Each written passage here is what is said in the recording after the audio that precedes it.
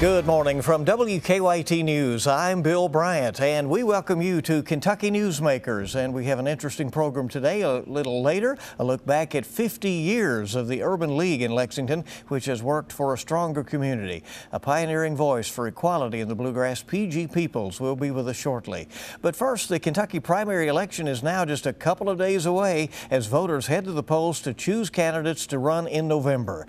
There are early indicators of stronger than usual interest in this primary. There have been spirited races around the state as voters will be picking members of Congress, the state legislature, judges, prosecutors, and local office holders. Secretary of State Allison Lundergan Grimes is in charge of running the elections in Kentucky. It's the first major test of the election process since 2016, when election meddling was an issue around the country. Secretary Grimes joining us for Kentucky Newsmakers. Thanks for coming. We really appreciate it. Thank you, Bill, very much. So my timeless question as we do this before the election, are the machines set on zero and ready to go? Well, people have to realize that absentee voting has actually been underway here in the Commonwealth by law for a minimum of 2 weeks. Many of our clerks longer than that. We've already had 25,000 folks vote in person at the clerk's office. 12,000 absentee ballots have been sent out. But our hope is that everyone realizes we want a majority of folks having a say in this process, not a minority, as has typically been, if you look at the historical statistics, what we've seen in the past. And this year we are on track to see hopefully a record participation in a midterm since 2010, in nearly a decade. And so those indicators, including the absentee ballots and some other things that you look at, have given you a reason to give a projection at this point on what you think is likely to happen on primary day. Well, midterm elections, especially when you have all of our local offices, everything from your county attorney to your judge to our House races and our even Senate district races, they help to drive turnout. And what we're seeing right now is, in terms of absentee voting, the projection that I have given is that we will hopefully see a turnout at the highest since 2010, near 30%. Obviously, that's improving from where we've been in the past, but we need to do better. So with the help of partners like yourself, our encouragement is for people to check out govotekentucky.com. That's the resource where they can figure out where they go vote, get driving directions sent to their phone, see a sample ballot, basically everything but Uber or Lyft coming to pick you up and take you to the polls. Well, even at 30%, I mean, as you said, that is too low. I mean, when it's given the fact that someone emerges maybe from a crowded field with a fraction of that, and then it's a third of the people who are voting.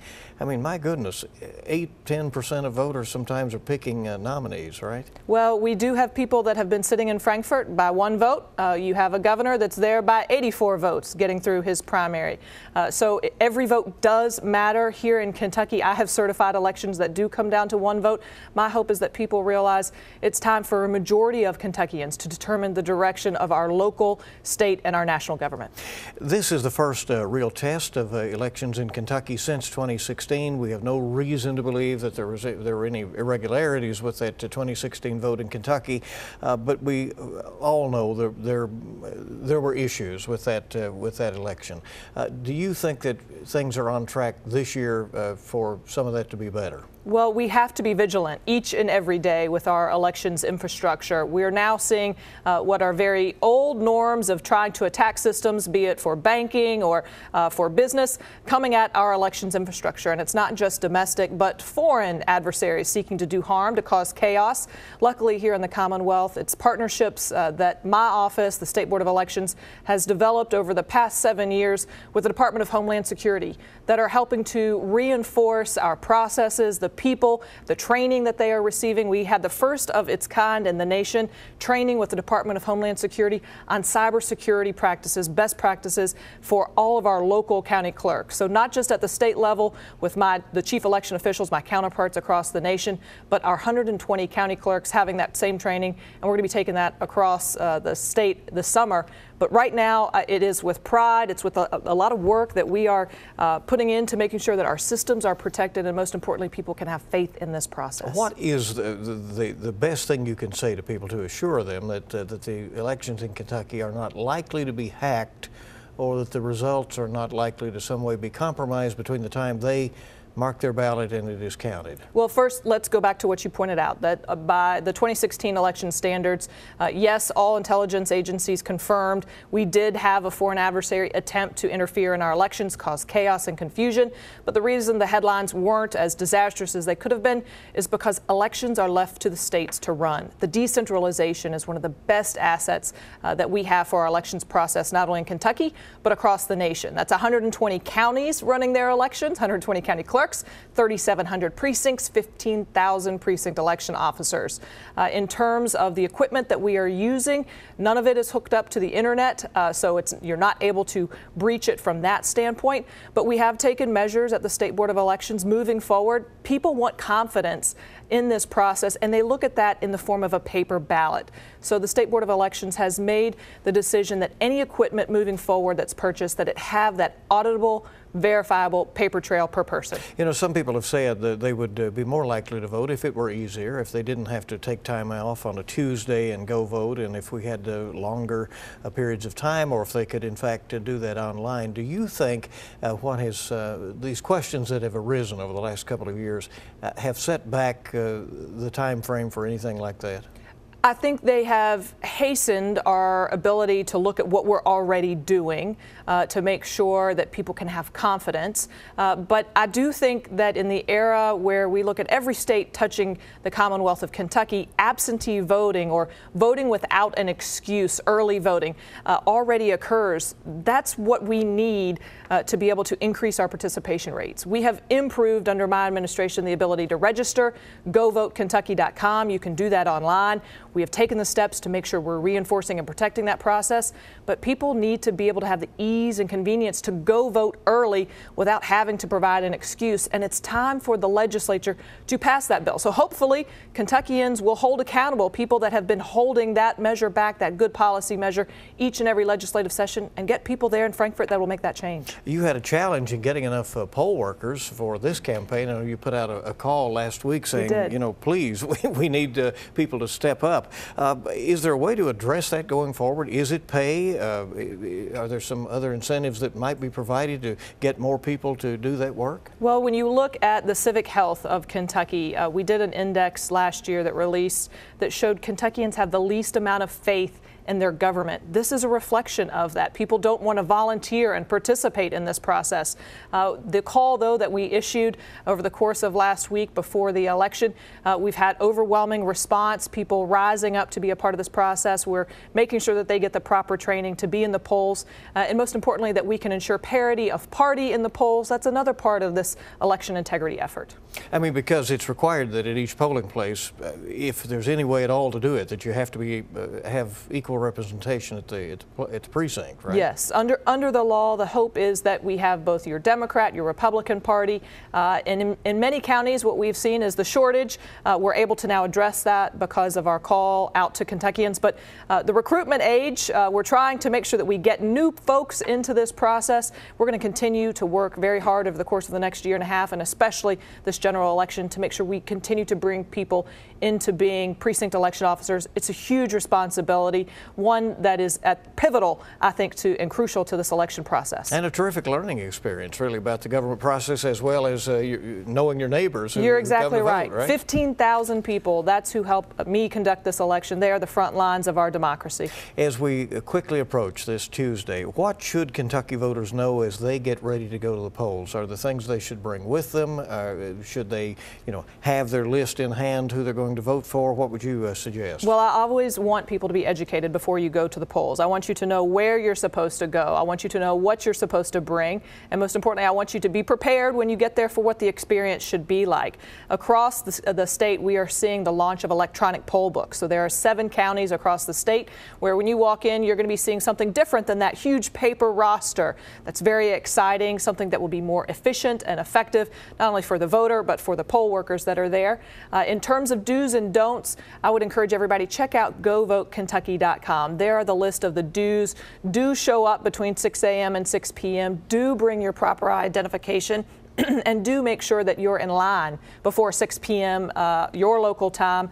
That's what we've got to make sure that everybody gets out and has their voice heard. We have an unfortunate history of misdeeds on Election Day in Kentucky. What would you have people do if they see something suspicious on that? Well, if you see something, you've got to say something. 1-800-328-VOTE. That is our partnership that we are in conjunction with our officials, for our prosecution officials. We will be fielding calls all day at the State Board of Elections in session.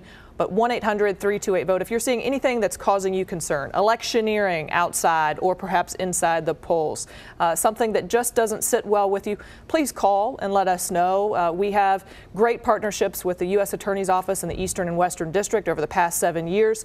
They have helped with our Election Integrity Task Force to ensure that if someone is seeking to do harm to our elections on Election Day, they're going to pay the penalty and the price. You have to have been registered. A couple of weeks back was the deadline to register to vote. But if you get to the polls and you believe that you had registered, or you believe that you should be able to vote, and for some reason the workers there say that you can't, can you vote this provisional ballot in this particular election cycle? Because there are federal races on the ballot, provisional ballots are available. But what we're hopeful that if you're perhaps a lot of times it's folks just going to the wrong precinct and being in the wrong location. So we're sending people to the correct location and the matter is resolved. But if you're at the poll and for some reason your name is not on the poll book, you will be able to cast a provisional ballot. It says that you've met all the requirements and most importantly that you were registered timely. The County Board of Elections will take that up to determine whether your vote is cast. I want to put this website up for you again for folks to find out information. It's govoteky.com. Yes. What will people find there? So when they go there, obviously this is the same place where we've had over 650,000 Kentuckians visit to register online. This is where the registration portal online,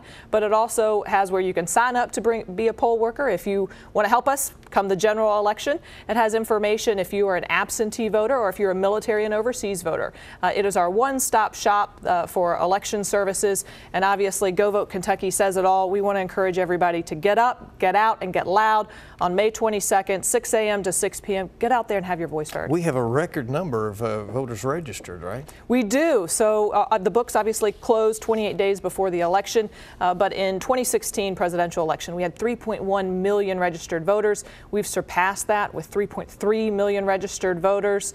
And what is very exciting, Bill, about this is if you look at the approximately 140,000 new voters since 2016, half of them are 18 to 25-year-olds. So new voters of new age, 18 to 25 years old, hopefully getting out, translating that registration to participation. You have given this job nearly 8 hard years, but your term limited as Secretary of State. What is next for you, Madam Secretary? Well, I hope to continue to serve Kentucky. I hope that you and I find each other here on this set talking about ways that we're improving the lives of Kentuckians. And I'm not going to mislead you. There's encouragement there to pursue a governor's race. When Frankfort looks like Washington, people aren't happy. Most importantly, when Frankfort starts operating like Washington and not getting anything done, people aren't happy. Whether it's educators who are called thugs and basically thieves and selfish who are trying to receive their pension, whether it's veterans who are seeking the treatment they need in medical marijuana to fight PTSD conditions and no movement on legislation, or whether it's small businesses that are now facing a 6% tax increase, or 95% of Kentuckians who are going to find themselves paying more because a Republican majority can't balance the budget otherwise. These are things that need to be addressed, and I hope that over the course of 18, we will set a successful election year and we'll be able to focus on 19, and maybe we'll be back here talking about that. Are you considering running for governor? Well, I'm listening to the encouragement that folks are giving and most importantly, the concerns that they have. But I think 18 comes before 19. We have to have a successful 18 in order for any viability of taking back the governor's mansion in 19 to be a thought in anyone's mind. And to be honest, I think you have to give credit to the people who they are risking a lot for themselves and their families by putting themselves on the ballot this year. I want to give them the space that they need to run what I know will be great elections. Secretary Grimes, thanks for coming. We appreciate it. Hope you'll stay with us now on WKYT and Kentucky Newsmakers. We'll be hearing from PG Peoples, who's been running the Urban League of Lexington for most of its 50 years. We're back in a moment. We welcome you back to Kentucky Newsmakers from WKYT. 50 years ago this week, the Urban League opened its offices in Lexington. It was dedicated then and now to providing opportunities to African Americans and others who are disadvantaged at times in the community. The office opened up during a turbulent year of 1968 when Dr. Martin Luther King was assassinated and racial tension was thick. The next year, a young man from the mountains of Harlan County made his way to the Urban League office, and he has been there ever since. P.G. Peoples has been a steady, calm voice for progress and equality for all of these years. He joins us this morning, and we're going to talk about some things. Good to see you. Thank you for coming. My pleasure, Bill. Thanks for inviting me. We covered the anniversary, and you know, we were getting ready for you to make this speech, and you choked up on this 50th anniversary of the Urban League opening up. What kinds of thoughts were flooding through your mind? That I did choke up. Bill, just as I began to speak, I was overcome with a tsunami of emotions that you hear people talk about your life flashing before you.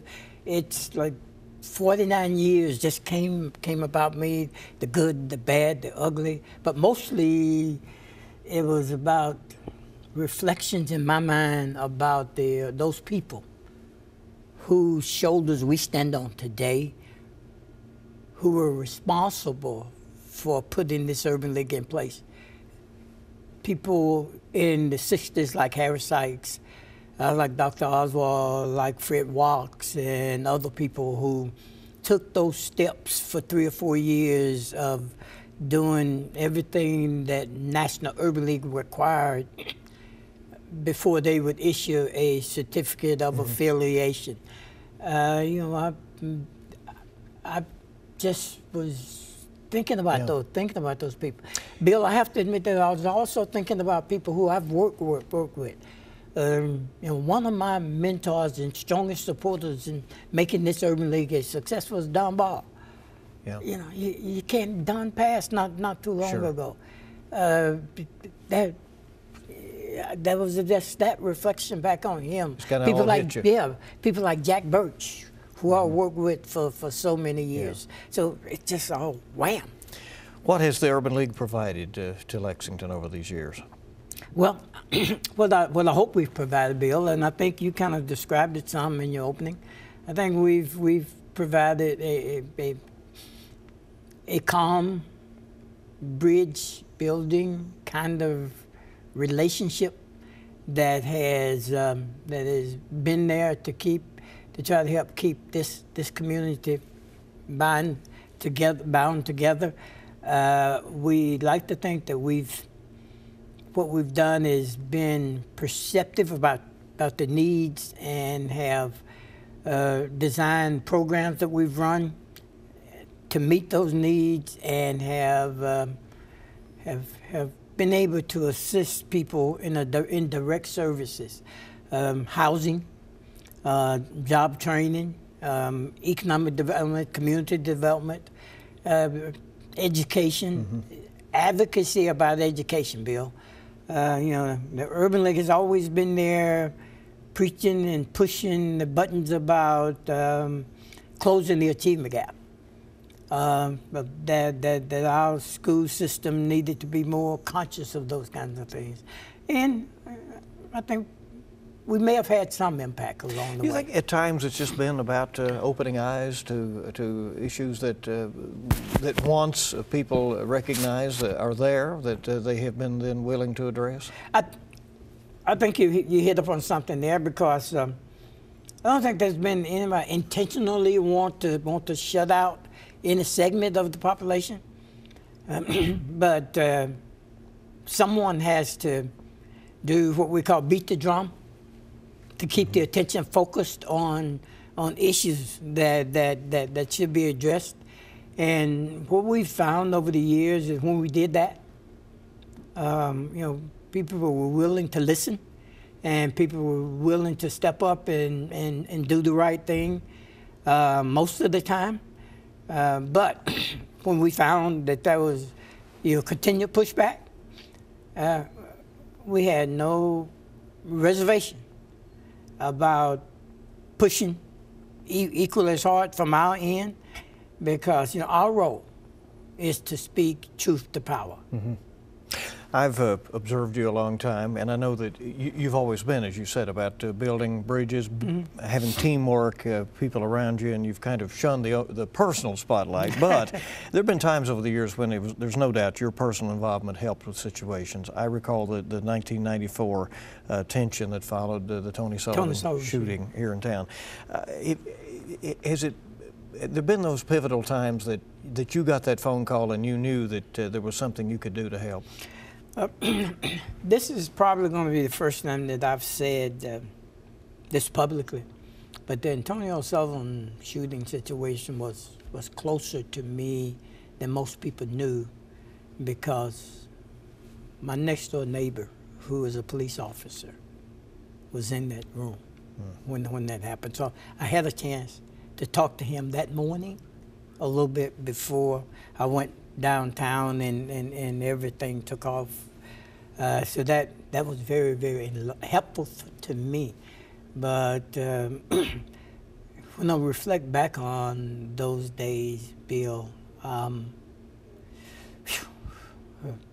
gosh, it was, when all the kids came into the city hall and expressed their anger. And then what happened over the next few days was just scary. It really, really was scary.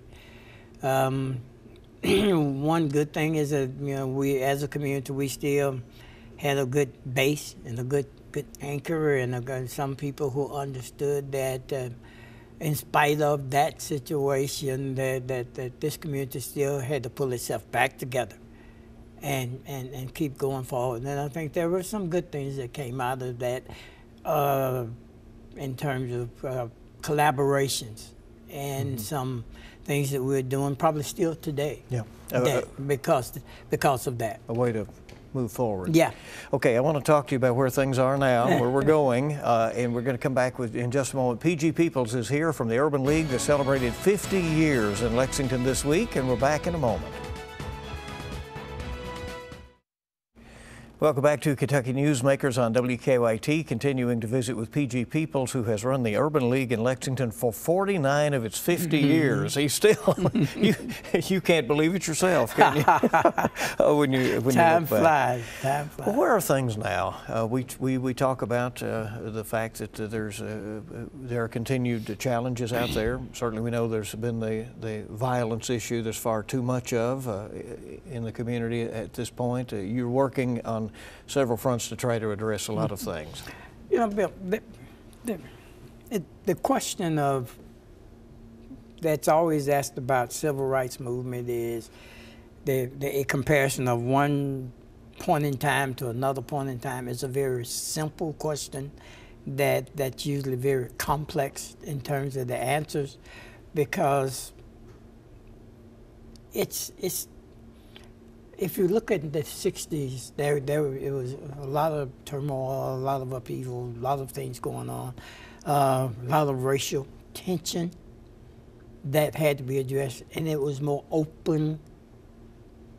Unfortunately, Bill, we're seeing the resurgence of some of that.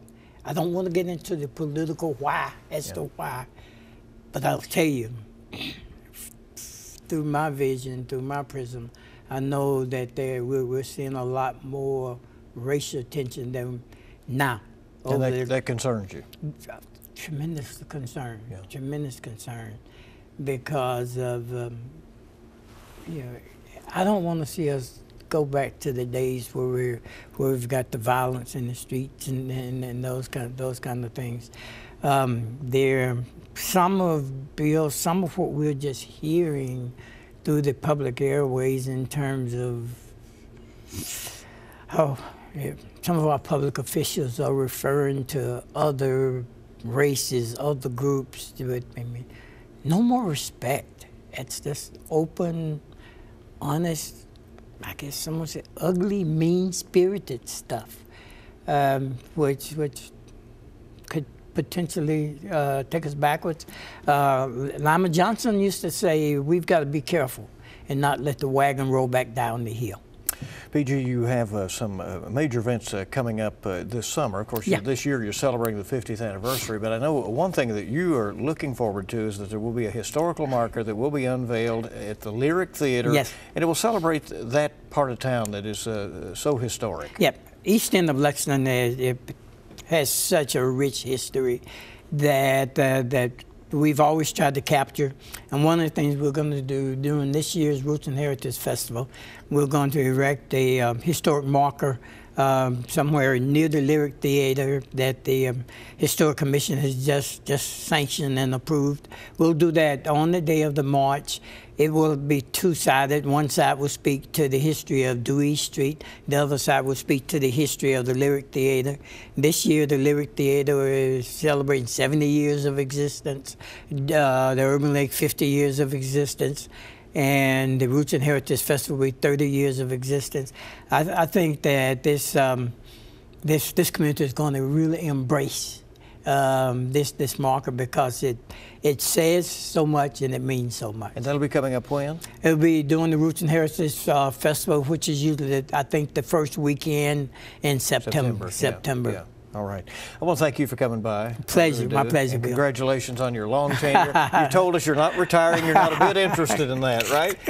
I don't know about that, Bill. Well, we appreciate you coming. My pleasure. Thank you very much. Thank you for joining us for this edition of Kentucky Newsmakers on WKYT. We'll see you bright and early this week on WKYT This Morning, and we'll have special coverage of the primary election coming up this Tuesday.